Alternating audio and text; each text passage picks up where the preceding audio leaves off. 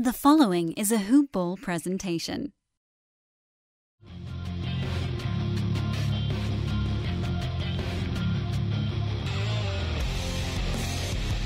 Welcome to the Fantasy NBA Today podcast.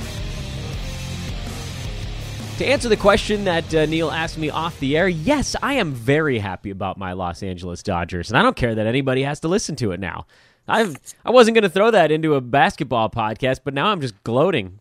It was a butt kicking. Sorry, listeners in the Philadelphia area. That was a rough one for you guys. It's Fantasy NBA Today. That's the only baseball reference of the show. Unless Neil, what's your baseball team? Are you Cubbies, gosh. White Sox? No, I'm actually from the Pittsburgh area. So originally, the Pirates. You're a Buccos, fan of the Buccos. I went to a game last week, actually, in Pittsburgh when I was visiting my mom. Oh, well, they got a potential MVP on that team, Josh Bell. He is playing phenomenal baseball. Yes. I like it. I like the Pirates. I have a soft spot for the Pirates for a couple of reasons. Number one, there's something cool about, they've got cool colors, cool uniforms. They got a really sweet ballpark. And the other reason is that historically, or at least like recent history, the Dodgers have just annihilated the Pirates. I don't know why. It's a very one-sided relationship. It's kind of the opposite of how I feel about the Cardinals, because no matter how good or bad either of those two teams, the Dodgers are going to lose to the St. Louis Cardinals. It's just those things. I mean, every time they play, I would just go, if I was a betting man, I'd just put a bunch of money on the Cardinals. And when the Dodgers play the Pirates, you go the other way, and you're golden. There we go. We got our two baseball references. And Dan Besbris, Neil Rochlani, it's Tuesday. It's betting day on Fantasy NBA Today. We got to have one every week, right? Because every week there's something new to bet on. I love it. And we got a lot of stuff this week, actually. I kept teasing it on yesterday's show because you probably could tell, Neil, as I was doing yesterday's podcast, I kept wanting to go into the betting stuff. I was like, no, got to hold off. Just got one day. I'm talking to Neil. I'm talking to Neil tomorrow, Dan. You can hold it together for one damn day. So I ask you, how are you? What's up? I'm doing well. There is one piece of news. I don't know if we want to touch on that. What was it? Or maybe I don't know how new it is. This Ben Simmons max deal. Oh, yeah. I sort of didn't file that into my news Rolodex because I think it sounded like it was a foregone conclusion, but it is a pretty big deal. So maybe I sort of looked at that in the wrong way because it's newsworthy, but it wasn't surprising, if that makes sense. We always sort of knew that we're going to pay him, right? Yeah, exactly. I don't know if I agree with it, but we knew it was coming. It's a lot of money. A lot of money. 5 years, $170 million. Woof. For a guy who can't spread the floor. What did they just give Tobias Harris? Didn't they just give him about $170 also? Yeah, he got, I think, the max as well. But very close. Ooh, man. Philly is sinking some change into that team right now. So here's the thing. I think Ben Simmons takes more heat than he should because not everybody needs to be able to shoot in the modern NBA. A lot of teams have, the one guy who can't, and they just have to make sure that the other four guys on the floor with him can, right? Because he can initiate, he can set up in the post, he runs an incredible fast break. Embiid can actually spread the floor if they wanted him to. Not necessarily the best place for a Joel, but he can. I honestly think there's a way that Philly can win with Ben Simmons. I think the question is, does he have to play less in a playoff series? Because he's a little bit of a liability when the game slows down on the offensive side. But overall, I'm like, yeah, it's a lot of money, but it's better than letting him walk at some point. You can't let a star level player walk away for nothing. Yeah, we talked about that last time, I believe. Right. Same story though. Yeah, same story. The one thing, I was going to ask you, what do you think the minimum number of 3-point shooters you need on the court to be competitive in the playoffs? Maybe is it 4? You think, or you think 3 is enough? That's a really good question. I don't know what the minimum is. I do know that you don't necessarily need to have 5. Right. The problem is that you're right about Embiid, of course. He can shoot the 3, and he's not shy to do it. But it's just not an efficient place for him to be. No, it's not. They're better when he's working out of the post. But, I mean, Ben Simmons for the shooting warts that he has. And he's one of the best regular season players in the NBA. He's almost unguardable when teams are not locking down and slowing the game down. He's a monster in the transition game. So we have to give credit there. Like, you got to get a decent playoff seed unless you are, the Warriors, LeBron, situations like that where you can just go out on the road and win games. Ben Simmons is going to help that team win a lot of basketball games. I just don't know if they're going to be in the finals. Oh, yeah. I mean, I totally agree with you. I think he's a great player. He gets bashed in fantasy because of his percentage on the free throw line and no three-pointers. But oh, yeah, this is a fantasy show, I guess. No. I was just going to say, yeah, he's definitely a better reality than fantasy player. It's just that I wonder if – I guess Philly is kind of stuck there in terms of they don't want him to walk for nothing. But they could move him at some point. He's not the best fit next to Embiid, in my opinion. No, he's not the best fit. Yeah. He's not necessarily the best fit next to anybody because you have to make sure that the people around him can shoot. But I sort of move back to the devil's advocate discussions that I was having about. I can't even remember if it was on a podcast or on Twitter. I probably need to sleep more. About it was on Twitter. It was about the Blake Griffin deal and how, looking back, a lot of folks say the Clippers should have never given him as much money as they did. I'm actually on the other side of that fence. I think you have to just pay your superstar a ton of money, and because letting them walk for nothing is worse. Look at the Hornets. Yeah, they should have just paid him, even if it locked him up. You got to at least get your superstar. They sell tickets. They win games. Unless you're going into a full rebuild, and if you're doing that, you got to trade the dude before you extend them. I mean, your choices there, and I think it's the same thing here with Philly. The choices are trade him before they had to worry about this max level extension, and I actually still could do that technically, or pay the extension. The in between is the absolute worst option, as we're seeing here with Charlotte play out, because they're a team that's going to take longer to rebuild from a middling roster than it's going to take the Raptors to rebuild, who just won the championship, because you just can't be in between. You trade him or you sign him. That's it. Yeah, or OKC. They've got a lot of picks. Oh my God, I don't know what they're just have they have to build a Scrooge McDuck style money bin for all their first round picks and swim around. They're going to be able to trade those for assets, I hope. Yeah, anyway. Yeah, I think you and I are on the same page with that one. They're not going to make all of those picks, right? That's so many. Yeah. Well, yeah. Anyway. So, yeah, that's news. It's newsworthy, but it's not surprising. Clippers and Rockets apparently are in pursuit of Andre Iguodala.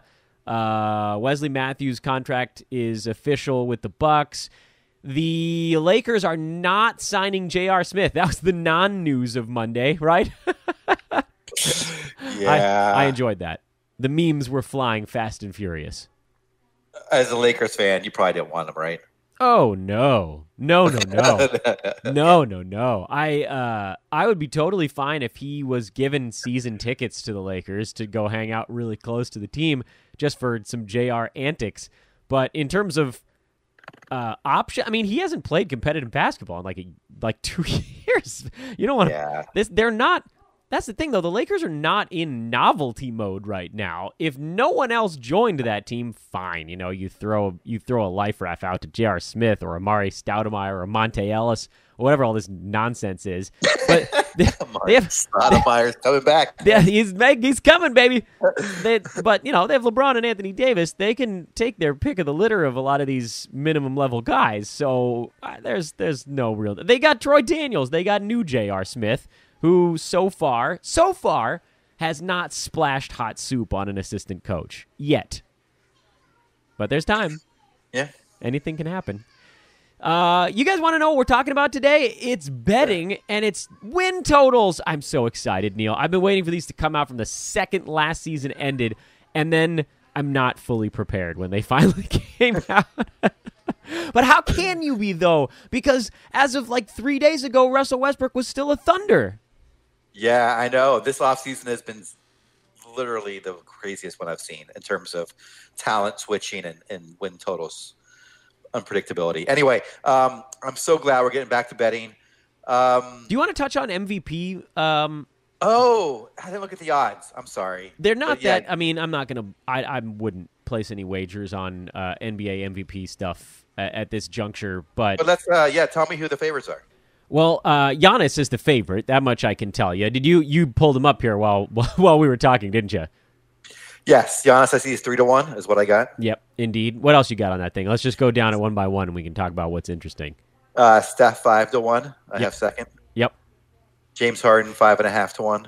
Oh, 550 plus 550. No way to throw in a goofball number. Yeah, I know. Kawhi 8-1. Mm-hmm. LeBron 9-1. Davis 10-1. Embiid 12-1. Yeah, I got a handful more. Doncic and That Jokic. is crazy. Yeah, Doncic 16. I wish I could bet the no on that. Anyway, that would be a no way he wins the MVP. very pricey no. It was what that'd be like negative. That'd be like minus 2,500. Or probably more than that. Probably like minus 4,000. Doncic and Jokic are both 1,600 plus 1,600, 16-1.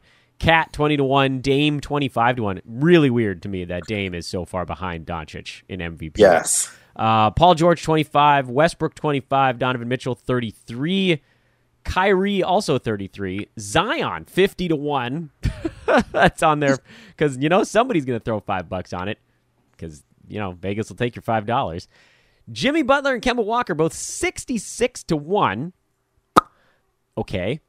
Blake Griffin, DeMar DeRozan, 81, and then we got some 100-1s on all of the following 8 names: Ben Simmons, Bradley Beal, D'Angelo Russell, Devin Booker, Draymond Green, Jason Tatum, Mike Conley, and Nick Vucevic. Those are all 100-1 guys. I mean, these numbers all make sense to me. The thing that doesn't make sense to me, Neil, is what a strange underdog the Warriors are to win the championship, and at the same time, Steph is the second favorite for MVP. It's almost as though people have completely forgotten that there are other players on that team. Yeah, but his numbers are going to be ridiculous, aren't they? This coming season. Yeah. Well, how? Okay, so how? Because how points always got skewed. He's going to score like 38 a game. Probably. Well, D'Angelo's going to have to take a few shots too. Oh, you're right. How many Russell. wins would they have to get to for him to even be in the discussion, though? They're going to have to win 50 games to get an MVP this year. Someone will. They're going to have to finish in the top 3, I think, in the West. I don't think they will, though. I don't think they will either. But so that's why I don't think it's a very good bet. I mean, obviously, I think the most value is probably Lillard at 25-1. That's a pretty good value. If they throw up 53 wins again, he would probably he's deserve in the it. conversation. Yes.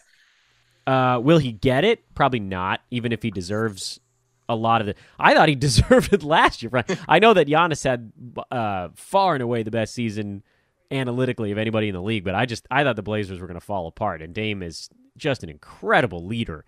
The stuff that he does to keep that team tied together is magnifique. I'm a massive Dame fan. Who do you actually think is going to win it? I don't know if you remember this. We talked about this, I think, about a month ago. I clearly don't. I said I would my sort of dark horse within the top 10 players is Anthony Davis. Do you think LeBron has to miss a bunch of time for that to pan out? I think LeBron's going to have major load management this year. Yeah, but load management's probably not enough. That still probably gets him to 65 or 70 games, right? For LeBron? Yeah.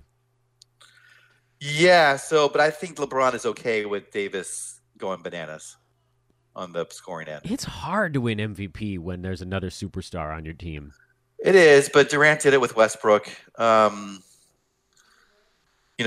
done it. Well, he didn't have did he have Durant there? He didn't have Durant there, did he, when he won MVP? I don't believe so. I think there was a 73. Right. Wasn't that their 73 win year? Yeah, you're right. I might be wrong on that one. No, you're right. It was pre-Kevin Durant. Yeah, I would say if I had to pick one for the value, I'd go with Lillard, and if I had to pick one for, I think with the most likely among the top, it would be Davis. But I don't like betting when you can't bet the no. I don't think the odds are fair. No, this is a rough list because you kind of to me you got to try to figure out who's going to be the number 1 seed in both conferences. That's I think where you have to start. 1 seed in the East, probably Milwaukee again, right? Maybe right. Philadelphia. Mm-hmm.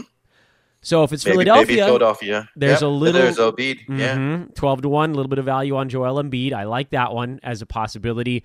Western Conference, I don't have a clue who's going to be the 1 seed coming out of the West. I don't have the first foggy clue.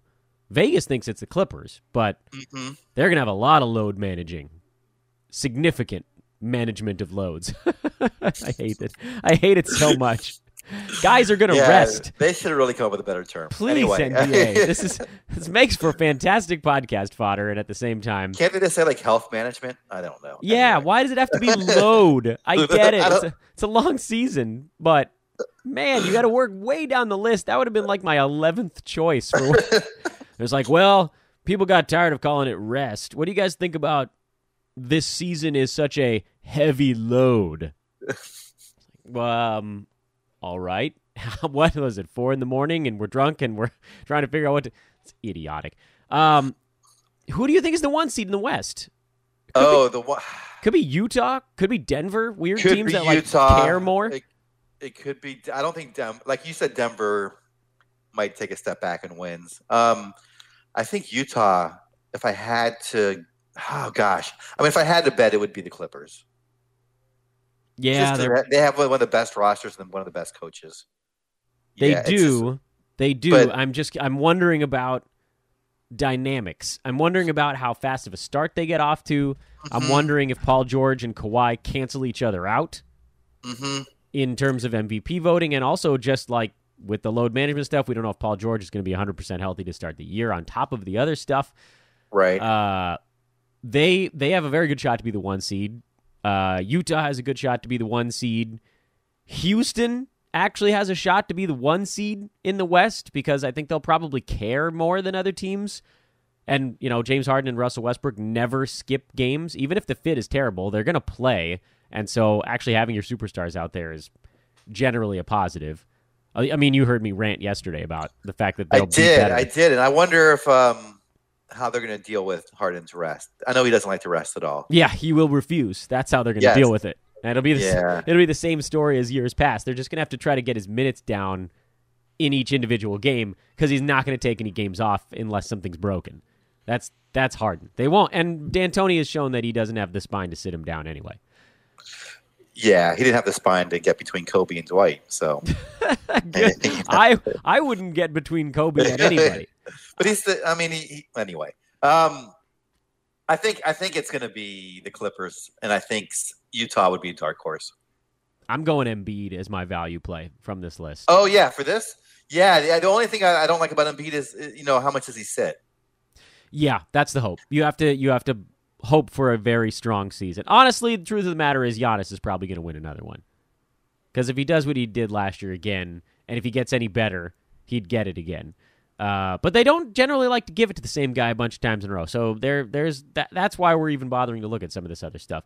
We'll come back around to it. I think, Neil, can we use the Rochlani tagline? It's stupid. It's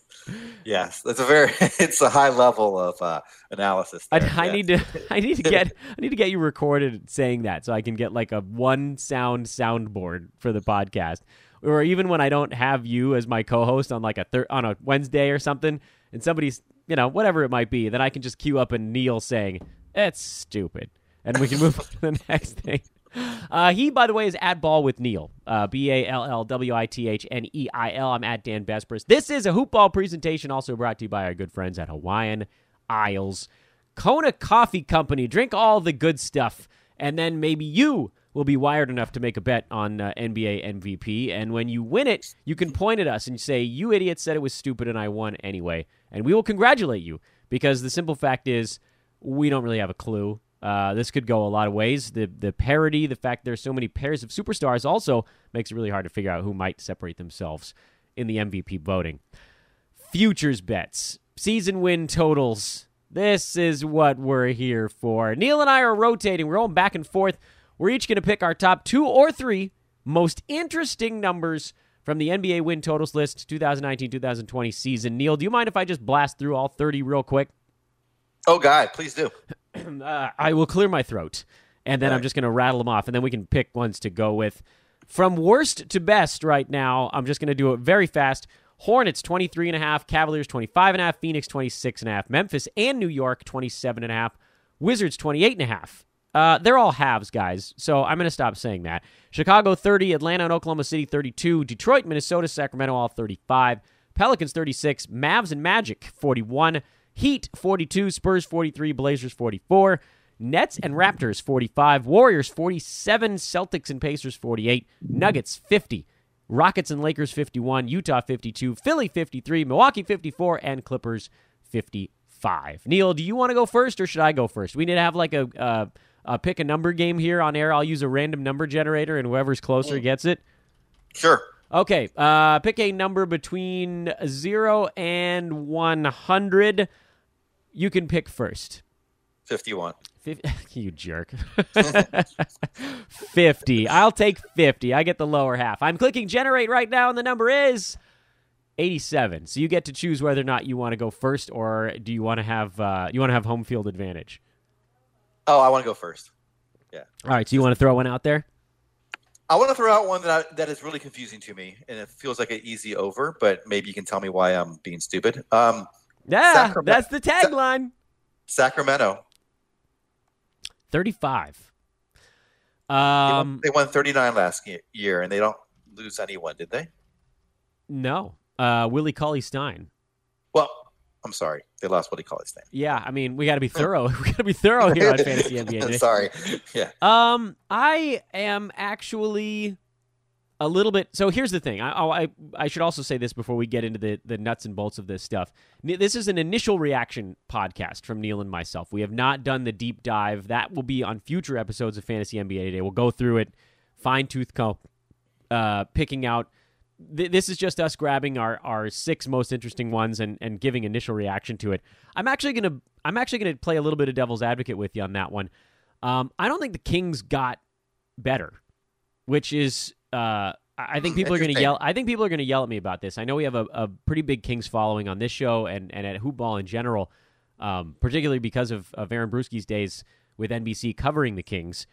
I don't think they got better, and so this is where I shy away from what you might consider an easy over. Last year, the Kings were at 39, so to be under 35, they'd actually have to get significantly worse. My issue with the Kings is I didn't much care for their weird veterans that they brought in. I thought they got worse when they picked up Harrison Barnes last year. But, I love the Rashawn Holmes signing, but I don't know that he's going to play enough to be an impact guy on this team. And I feel like a lot of the Kings' wins last year, and I know I'm going to get crushed for this entire analysis, a lot of the Kings' wins last year came because they surprised teams. And that's hard to do 2 years in a row. It's actually why I was fading the Pacers so hard this last season, is because I thought they surprised the hell out of teams, and they completely reinvented themselves. They turned from a fast break team into a defense team this last year, and so they were able to kind of hold ground. They went under the number, barely, but Victor Oladipo being hurt contributed to that. They would have gone way over if they stayed healthy, and it's because they totally retooled their team from an identity standpoint. I don't know that the Kings did that from an identity standpoint. I think they're still a fast break as hard as you can team, and I don't know that their coaching staff got better. I think it might have actually gotten worse, and so you throw in these kind of old guys who have in the past slowed down the youngsters on the Kings, and the only question is, how much better does Marvin Bagley get? Is it enough to counterbalance the fact that all of the teams around Sacramento basically got better? Clippers got better. Lakers got better. Jazz, Rockets, not Blazers. Jazz, Rockets, Nuggets, Warriors who will be about the same. Mavericks, way better. Pelicans, I would argue better because Anthony Davis played, 55 games last year? Wolves, about the same. So, I think they probably do still go over, but I don't think it's easy. I'm looking at the Kings getting very close to where they were last year. I have them more at a quick number, and this is, again, not with looking at all the pairings. I have them around 38, so it's still an over, but I actually think they lose a win from last year. Yeah, no, I like the additions. I like Ariza. I like Dedeman. I forgot about the major coaching change. I should say that. So that's not really smart on my part. But so we'll see what Walton does. But I think they're better just because young players get better. I think Fox is going to be better. I think Hield's going to be a better player. We'll see about Bagley. I expect him to be better. I expect them to contend for the 8th seed out west. Yeah, so. I don't have them in the playoffs in my numbers, and I know people hate me for it, but I got to stick to my guns on this thing. I'm not going to change my mind. I think we saw almost as good as Buddy Hield is going to be with the way his game translates. Mm-hmm. He's also older than we realized, so he's like at prime now instead of coming into it. He played in all 82 games, which probably won't happen again. I know he's pretty durable, but that's an uncommon thing. I think De'Aaron Fox levels off a tiny bit season over season. I just think that a lot of what the Kings did last year and looking at their game by game is why I'm building this the way I am. They racked up a lot of their wins early last season, as you may recall, and they were atrocious late last year. They were bad. I think even Kings fans would probably would want me to say meaner things about them down the stretch. They fell apart. Remember, they were fighting for that 8th seed this last year, and they ended up 9 games out when all was said and done. Like, it wasn't even close at the end of the day. The Clippers ended up pulling away considerably, and I'm a little bit afraid that that's because they just sort of. It was a little bit of a novelty style of basketball. They were the fastest team in the NBA for a while, and it was catching opponents with their pants down. And when teams started kind of attacking when it was right and sagging back when it wasn't and trying to slow them down in the half court, they were getting beat because they weren't very good on defense. And then it turns to the coaching side for me on Sacramento. I saw Luke Walton with LA. He had his moments. His assistant coaches were not good.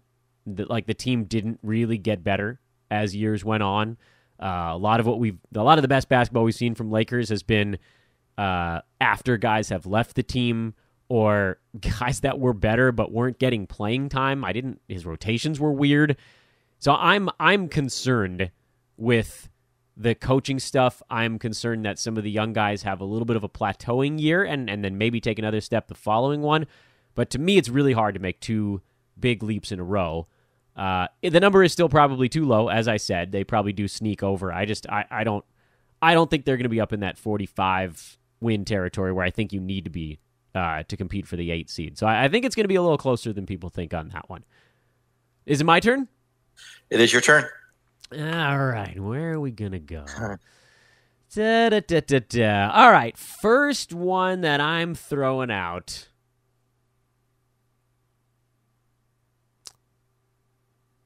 The Oklahoma City Thunder. The Oklahoma 32 and a half. And you gotta tell me what you think first, which is just mean on my part. It is mean. I'm looking at their roster right now.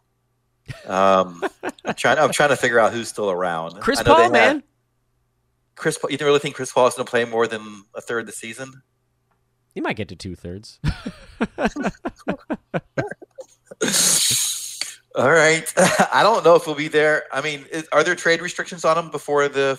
I thought. No, I don't think so. Yeah, I think he can be moved immediately. But I mean, there's a difference between can and will with a contract like that one. Oh, I totally understand. Yeah, the contract is not easy to move, but I don't think he wants to be there. I don't. He shouldn't. They're going into a rebuild. It's a weird place to be for. Yes, there's no financial motivation for him to play and play hard. Just anger? Yeah, I guess maybe just anger. I mean, obviously he's a competitor. He's one of the best point guards of this generation. So I thought he was older than he was. He's only 34 right now. That surprised me. I thought he was 36. Oh, yeah. I remember when he came out of college. Yeah, a long time ago. But he was like a freshman, I think. He played 1 year. Maybe he played 2. I'm not sure. Anyway, okay. I would have to go. I'd have to go over. Yeah, that's what I'm talking about. I'm proud. Really? I'm proud of you. Agree? I'm with you on that one. Yeah, because I think they just get the perception gets too down on them, right? There's a very real chance that number gets bet lower than 32. Yes. People are. I have to believe that people are going to bet the under when the storylines are Paul George gone, Russell Westbrook gone. Right. But they're still stuck with a with a bunch of other, and Jeremy Grant gone, by the way. But they're still stuck with some other veteran contracts on that team that they haven't been able to bail out of yet. I don't think I would make a wager on this team now because there is so much that could still happen before the season starts. Steven Adams, tough contract to move. $27 million I think he's making this year. Chris Paul, $40. I mean, they might be stuck with those guys. That's tough to move. It's tough, and Adams, he's been a little bit. We'll see if he gets more of a higher usage role. What that means, dude. Can we talk about the fact that he's now allowed to grab rebounds? Oh, I know. What about his fantasy value? He might be a 12, 14 rebound guy a night. Right? Oh, easy. All those box outs. You think Russell Westbrook was getting 11 rebounds a game without Steven Adams on that team? What a team player! Oh my God, Steven, we bow to you, man. He averaged 9.5 rebounds last year, and Westbrook was at what, 10.5 this last season? Yeah, that's just so sad. Yes, it was. He probably took of the 10.5 that Russ got every night, and I'm sure there's a stat that showed that like what Steven Adams was boxing out on where he could have grabbed it. I've got to think that he was losing 2 to 3 every ball game, at least, maybe more. Oh, I'd say more. Yeah, man. If you I'd say 4 to 5. Yes, but yeah. My hope is that Steven Adams stops taking free throws because if so, he could be a really good fantasy center this year. Yeah, we'll see about that. That free throw percentage is going to hurt him, but maybe his volume won't be that high again. He's not a high volume guy, which is good. Yeah, high enough. That's my beef. It was higher than I wanted. He was at like 4 a game last year almost, which is too many. But damn, I mean, if you're worried about like his good looks going away, you shouldn't be, because Chris Paul's going to run exclusively pick and roll the entire year. Yes. So you're good, man. It's going to be a lot of Chris Paul, Steven Adams pick and roll if they're both stuck there together. That's the if, right? Does Paul play in there for how long? Each other. That's a match made in heaven too, because Chris Paul's always yelling at people to like be in the right place, and Steven Adams is always in the right place. He's diving, he's banging into people. Chris Paul's gonna love him. And he's a consummate team player, so I think he'll be fine. Yeah. Instead of New Jack City, it's gonna be New Lob City. Chris Paul and Steven Adams. Oh boy! Have you put a win number on this yet? On this Oklahoma City team? I think they get to around 34, 35 with this roster. But this might not be the roster. So that's the rub. This might not be the people that are showing up in October. Right. But I'm glad that you went over. I was happy you went that way. I wasn't sure. Oh, I mean, the psychology says you should go over, right? It does, yeah. Yeah. So with generally there are situations where a team can just get so bad that the psychology part doesn't matter. We saw it with Cleveland last year. They just got so horrible that. And then Kevin Love surgery missing 3.5 months was sort of like the death blow on that one early, the pre-tank. But Oklahoma City doesn't even really need to pre-tank. They're stuck with these veterans. Those guys are not going to want to lose on purpose. They have first-round picks from everybody in the NBA right now. So they just need anybody losing on any given night is good for them. So I don't think you'll see the traditional tanking from that team. That's the one thing you worry about when superstars leave. All right, your turn. I gave you an annoyingly difficult one, so I'm ready for whatever truckload of manure you want to pour on my face here. No. I'm going with a big name team. Okay. I don't want to just go with one. Boston, 48.5. Ooh, that's a tough one because I think perception is that they got a ton worse. Mm-hmm. And I think reality is they got the little worse, right? Because like Kyrie, the Kyrie Kemba thing is probably a tiny bit of a hit. I'm worried about the Al Horford loss with them. That's the big one. Maybe I'm misreading the perception. What do you think the perception is with this team? Maybe I'm too inundated with like basketball Twitter and basketball Illuminati here, where we're all like, Al Horford's going to crush that team. Does the average person know how important Horford was for the Celtics? That's what I mean. This is my talk about easy over. This is my easy under, but maybe I'm being silly as well. I don't think they get this many wins because of Horford. He held everything together. Yeah, I agree. And we saw what Kemba did. I mean, I'm not I'm not as high on Jason Tatum as a lot of other people are, and maybe that's the thing that comes back to burn me. Like maybe he becomes the superstar that everybody's telling me he will be this season, in which case then they go over. But they have, I mean, their center situation is abysmal. Wasn't it like the Time Lord and Enes Kanter? Yeah, I mean, I guess the one thing I got to look at the roster, but the one thing that makes me nervous is I do like Brad Stevens as a very good coach, maybe not the best coach, and I think he gets the most out of his players in the regular season. So maybe they do. I wouldn't say it's an easy under, but I'd have to lean under. I'm more worried. So we were almost looking at the prove it factor on another team here, where we had the Oklahoma City one, which is like, hey, we're still good. And with Boston, it's the, hey, they basically went out there and said, like, Kyrie was our problem, right? Isn't that effectively what the guys on the team were saying? We just want to go out there and play hard now. This is some pretty clear, barely veiled shots at Kyrie.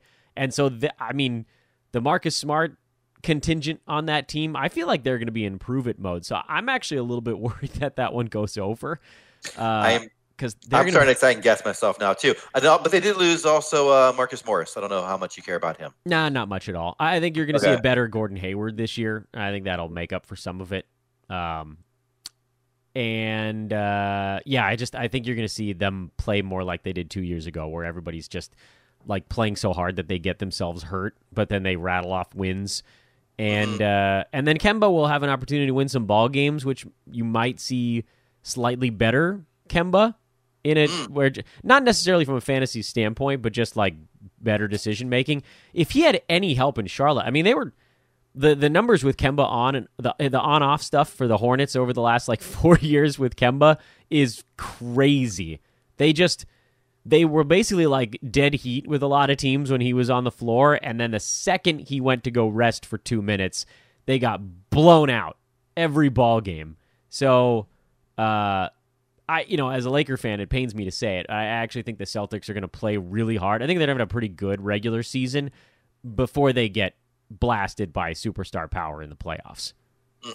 So I'm leaning ever so slightly. I think they get to around 50. Actually, it's sort of like a quick number. Now I'm starting to have second thoughts. But anyway, I think it's I'm curious to see how they manage without Horford and other big men. So yeah, they are a little bit thin in the front court. By a little bit, very thin. Yeah, a little more than a little bit thin in the front court. They'll find a way, though. They'll just push people around until somebody loses a basketball. That's the Brad Stevens method. All right, so this is my second one, and we might even put a pin in this stuff here after just two apiece, because we've actually had a very nice podcast at this point, and eventually we're going to go through all these things and give our actual numbers when we can kind of break it all down. So at the risk of this being our last one, I wanted to make it a really interesting one, and I'm sure everybody was thinking, do an LA team. We're going to save those. I'm going to the other team in the Bay. The Golden State Warriors, 47.5. I don't know. I honestly don't know. I don't know either, but this would fall under prove it as well for me. So I'd have to go over. Yeah, they were 57 wins last year in anti-prove it mode, whatever you'd call that, which was like, hey, how many wins do you think we'll get if we just like flippantly step onto the court 82 times this year? They really didn't care. I mean, right? They didn't care at all. Not even a little bit. That was the least effort I've seen in a regular season in a long time, and they still got to 57. But no KD, no Klay Thompson. Added D'Angelo. Somehow managed to con Kevon Looney into coming back for $5 million. Added Willie Cauley-Stein. Steph's going to go berserk. Draymond's going to have to play hard. Yeah, I think I'm with you. I think I'd lean over on that team. Yeah, they just have those guys, Curry and Draymond, have a lot of pride and competitive spirit. So I just think they will try hard in the regular season. So that you have two guys of that quality trying hard with a very good coach and coaching staff, I just think you'll get there. You kind of have to, right? And I feel like they know. I'm sure they have a board somewhere. Steve Kerr's probably got like a Post-it note on the top of his computer monitor. Do people still do that? You put like Post-it notes all around the outside of your monitor. He probably has a Post-it note on the outside of his monitor. Or he has like 49 of them. And every time they pick up a win, he can pull a Post-it off of his screen. I really think they have a target that they want to get to. That's just like, okay, if Clay is back on March 1, and, I mean, what's left at that point? Like 20 games from March to the end of the year? If that, 16, 17 games, something. So over the first, let's say, 64 games, they're probably in there thinking, we got to win like 35 and 29 through the first 64 games. Although I don't know how much they think Clay's going to help right when he first comes back. Maybe more than that. 38 out of their first 64. And then over the last 18, they pick up another 10, go 10 and 8. I think that they're going to make this a very methodical plod through the year, knowing this is how many wins we got to get to, and then we'll get healthy, and then we're going to be really damn good come playoff time. And so I'm with you. I think there's prove it. I think there's like set goals with this team, and the goal is this number of wins because that's what's going to get in the playoffs. 48 wins last year, Neil, is what it took to make the playoffs in the Western Conference. And I think you have to assume that it's going to take that or more this coming year. Yeah, and the third point I mentioned for Golden State is they don't have a target on their back anymore. No, not really. I don't think anyone's going to be thinking of them as like, we're playing the champs. Let's play our best. Nor should they. The Raptors are the champs. No, but you know what I mean. I know. I'm just giving you a hard time. They brought out the best in other people, and I don't think people are going to care that much. Yeah, I'm being a dickhead. Yeah. If you're not used to me being a dick by this point. The Raptors, by the way, despite being the champions, will also not have a target on their back. So that's kind of interesting that neither team from the finals last year is going to be like the team people are gunning for. It's going to be Lakers and Clippers, right? It's going to be the Los Angeles teams. Both of them. Staples Center is going to be hopping this year, man. Woof. I can't afford a ticket to that joint. What do we got? Cheap seats? We got like across the street stuff, like at Wrigley. Can I watch the game through a window? Yeah. Do they have that at Staples? No, they definitely don't. I can go climb onto LA Live across the street and buy binoculars and try to look through a window. That'll be my move. I'm with you on that one. I also like the over with Golden State. What do you think? Let's put a pin in it, and then next Tuesday we'll actually go through this thing fine-tooth comb style, and we'll do like anywhere from 6 to 10 teams at a time. We'll knock it out over the next month. Perfect. I'll work on it all week. Yeah, I won't. I'll work on it for like a day in there. Yeah, my whole goal is to try to beat you again this year. Yeah, you got me, man. You got me. I'm never going to let you forget that either. I know, and you'll probably get me again. You're good at this, man. That. You talk down on yourself. You're really damn good at this stuff, especially when it comes to numbers. People, follow Neil at Ball with Neil. He is a serious degenerate, like a gross, disgusting human being, and you gotta follow. You gotta follow that because it's wonderful. Neil, I'm going to ask you a very important question. Yes. Do you know who your co-host is on Thursday? I want it to be Josh. There you go. You can plead with him right here on the podcast. Josh, if you're listening, do you want to propose to Josh on the podcast here and see if he's listening? You know what? Here's the thing. I always forget I need to get a co-host until like an hour before. I ask you on Tuesday who's on. No. I'll forget in like 10 minutes and then I'll remember on. You gotta lay off the drugs, Neil. That's going straight. Exactly. Josh, if you're listening, I'm gonna put like a sweet music bed here, and while you plead with Josh, if you're listening, Neil wants you, man. I do. Are you free on Thursday? Yeah. Come on, Josh. This is Fantasy NBA Today. Getting weird, getting silly. He's Neil. I'm Dan. Have a lovely Tuesday, everyone. Back tomorrow. Possibly Brandon Marcus, although again he may have a brand new Clippers podcast dropping mañana. If that's the case, I'm not going to bug him to do 2 podcasts in a row. I want him laser focused on the Clippers because this is going to be a hell of a year for them as well. At Ball with Neil, at Dan Besbris, at Hoopball Fantasy. Check out the brand new blurb feed. It's beautiful. And all of our new team coverages as well. Hoopball Clips, Hoopball Pels are the latest to add to the mix. If you want to be a part of the mayhem here at Hoopball, hit us up. Myself, Neil, Aaron, Hoopball, whatever, on Twitter. That's the best way to get in touch with us. We are filling morning blurb shifts. Those are the ones that have come open. So if you're like, Dan, I already told you I want to do it, but then you also told me you can't do the mornings, that's probably why you haven't heard from anybody. We need people that can do morning time, Eastern time morning. So hit us up at Dan Besbris. We're willing to train you. All you got to do is be able to write grammatically sound sentences. That's it. We can turn you into a sports writer. Panda's just that good. He'll mold that clay, or he'll sit behind you like Ghost while you work the clay. One way or the other, it's going to be sexy. That's Hoopball. That's what's going on over here. If you want to cover a team also, podcast or written, you can hit us up on that as well. I almost forgot to do the recruiting pitch on this show.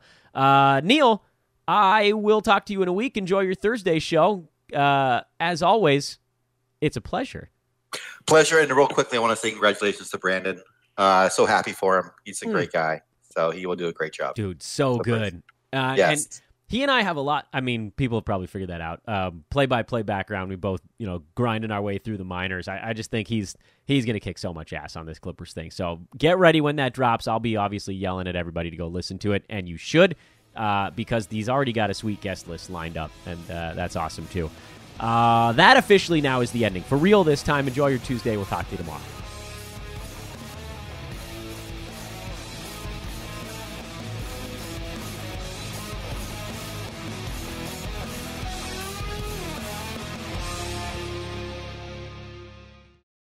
This has been a Hoop Ball presentation.